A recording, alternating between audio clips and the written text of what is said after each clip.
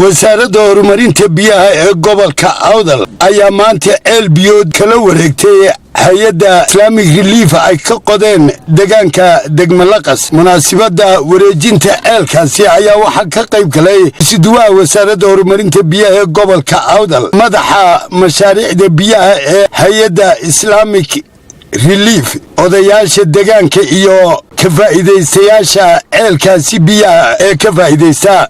waxaana ceelkaasi aanu indhahayaga ku aragnay iyagoo oo ay ka cabayaan xoolo aad u tiro badan, iyagoo haweenka ceelkaasi biyaha ka dhaansanaya ay noo sheegeen inay kaga nasteen ceelkan biyihii ay dhabarka ku xambaarayeen, isla markaasina uga mahad celiyay hay'adda Islamic Relief. waxa weeye walaalbaan biyo la'aan baan dishay sataw ceelka la yiraahdo aan arooreynay galindhaxaadkan kacaynay annagoona caruurta la xuxudubin 12 kan soo fuleynay haddaan quraac u sameeyay markaan soo fulo imika ma sha Allah waan ka gudoonay hay'adda noo sameysay boqolkiiba boqol way mahadsan tahay afarta bayna ka isku soo jeeda iyo ka caba wala inta wayna kaafiyeen oo wayna ku filayeen oo adiga imika la kala shaqaareed arkayso. sidoo kale waxa iyaguna halkaas ka hadlay oday dhaqameedyo kala duwan oo kamid ah deegaankaasi oo iyagu sheegay inay faa'iido badan ka heleen ceelkani. alxamdulillah halkan waxa la yiraahdaa Degmalaqas baa la yiraahdaa riiga caaqibada la nooga qoday waxa nooga qoday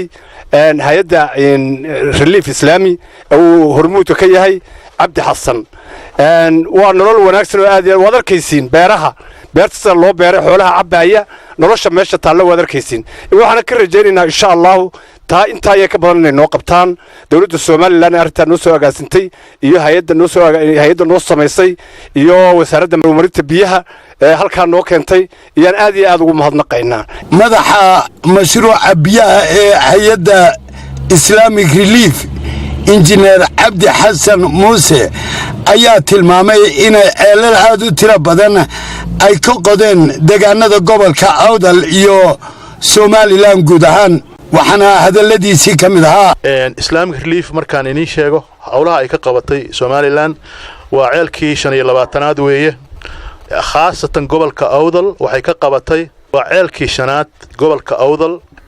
ceelku wuxuu leeyahay agab ka kooban taangigii biyaha oo aad aragteen oo qaada 200 oo fuusto, gurigii generatorka iyo solarka systemka uu ku xiran yahay, qolkii uu seexanayo qofka haya ceelka gacanta ku haya, solar ka kooban 75 xabo panel. wuxuu leeyahay agabkii ama trafiskii xooluhu ka cabaayeen oo ah kiilooda geela iyo ariga.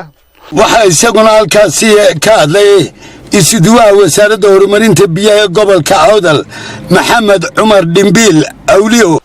maanta waxa farxad inoo ah inaynu furno ceelkii muddada aynu ka shaqeynaynay ee Degmalaqas leedii ka qoday oo ay idin qoday hay'adda Islamic Relief oo uu hogaaminayo Cabdi Xasan.